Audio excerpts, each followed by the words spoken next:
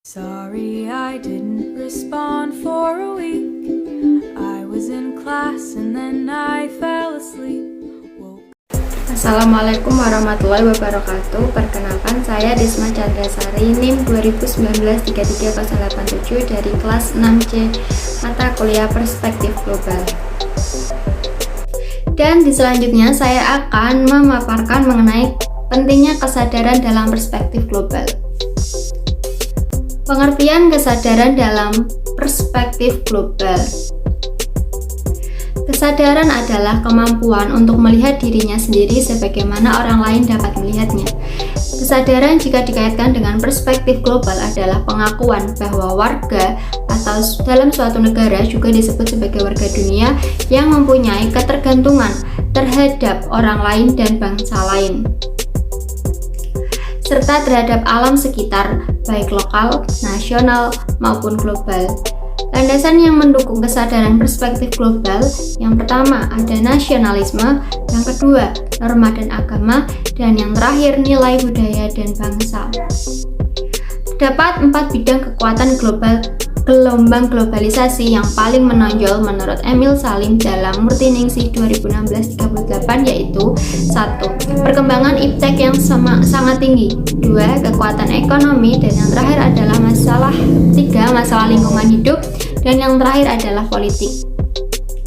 Kalau kita melihat kembali gelombang dahsyat dari globalisasi ini, yaitu dalam bidang iptek, ekonomi, lingkungan, dan politik, maka faktor nasionalisme, norma, dan agama, serta nilai budaya secara bersinergi dapat menjinakkan globalisasi.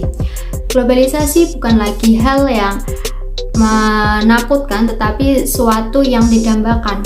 Perlunya sikap terbuka dan tanggap terhadap persoalan global.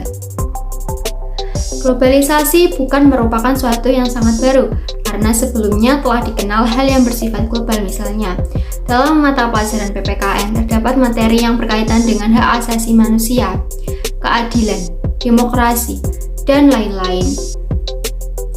Dalam IPS berkaitan dengan masalah iklim, lingkungan, dan kependudukan, pengaruh revolusi Inggris, serta sistem dumping di Jepang. C. Dalam IPA tentang kebocoran ozon, pemanasan atmosfer, dan sebagainya.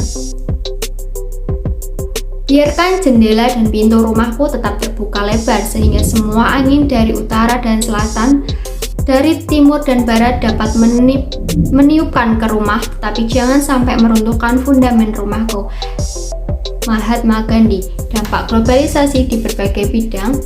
Yang pertama, mampu mendapatkan informasi lebih efisien dengan jangkauan lebih luas, memiliki wawasan luas, mampu memacu produktivitas dan inovasi para pelaku ekonomi. Dan yang terakhir adalah distribusi ekonomi yang meluas, meniru hal-hal yang tidak baik.